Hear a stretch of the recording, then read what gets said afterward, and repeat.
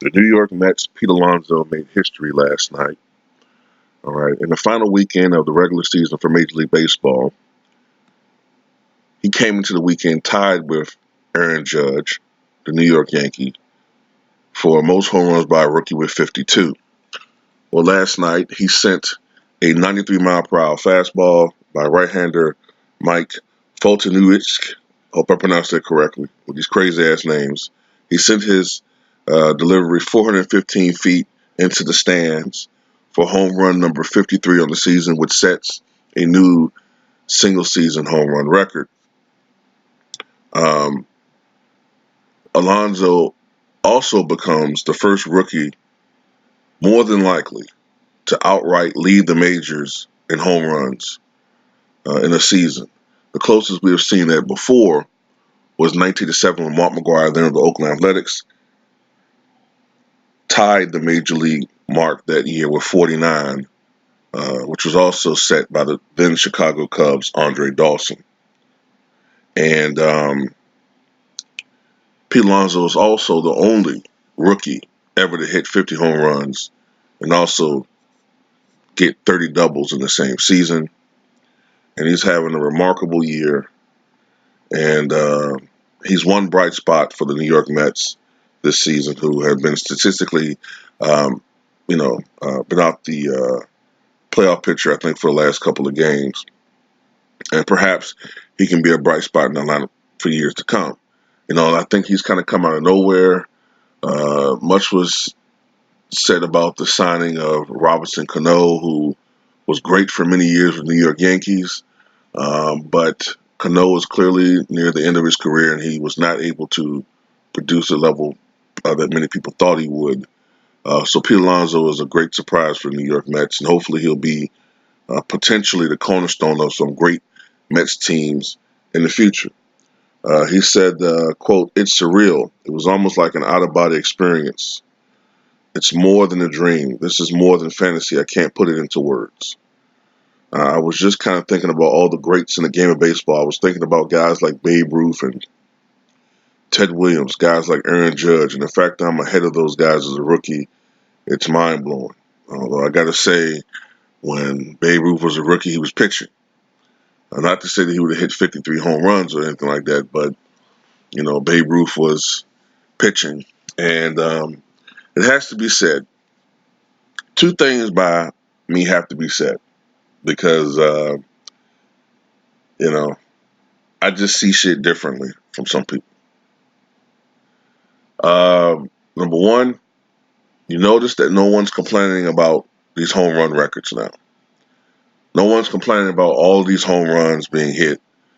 You know what I'm saying? Nobody is ballyhooing and all that about why are these teams now all of a sudden hitting 300 home runs as a club and all of this shit when there's not a black man breaking a cherished home run mark like Barry Bonds did in 2001. See, you notice you didn't really start hearing about people crying about steroids till Barry Bonds did it. Now, Mark McGwire and Sammy Sosa, it was smattering of it, especially when Sammy was on Mark's tail toward the end of the season.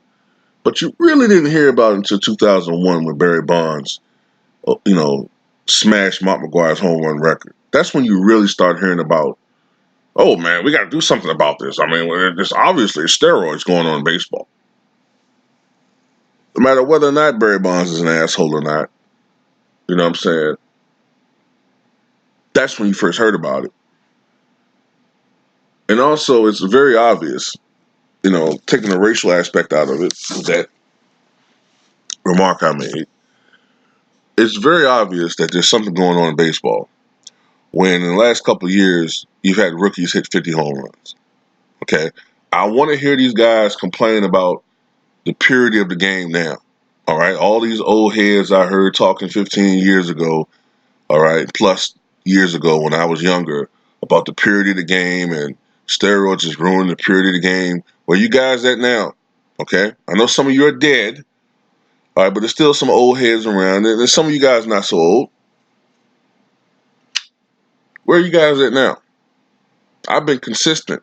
I hate the 3-point shot. I've learned to accept it, but I still think it factors too much into valuing a player's greatness. I think offense factors too much when valuing a player's greatness. I'm talking about basketball, of course, but it pertains to all types of sports. Offense factors way too much when it comes to factoring a player's greatness. The defensive aspect is almost forgotten. You got so many guys now who are praised in baseball and football, and although football is different because you don't play defense in football. Uh, but I will say in football, guys are praised too much for offense and not enough for the defensive players. But in basketball, especially, you got guys who are praised for being able to put up 25 points per game, but can't guard their fucking man and give up probably 25 points or 30 points a game on defense. You know what I'm saying? But yeah, I mean, I have to say that there's something obviously going on when you have a guy like Pete Alonso coming to the majors and hit 53 home runs, and Aaron Judge just a couple years ago hits 52 home runs. And it wasn't for the fact that Aaron Judge went on if I remember saying correctly, it wasn't for the fact that he went on several cold streaks. He might have hit 60. There's something going on wrong in baseball, and I think it's that the ball is juiced. Maybe not the players anymore, but the ball is juiced. So how in the fuck is that not cheating? And how is that not tarnishing a game of baseball?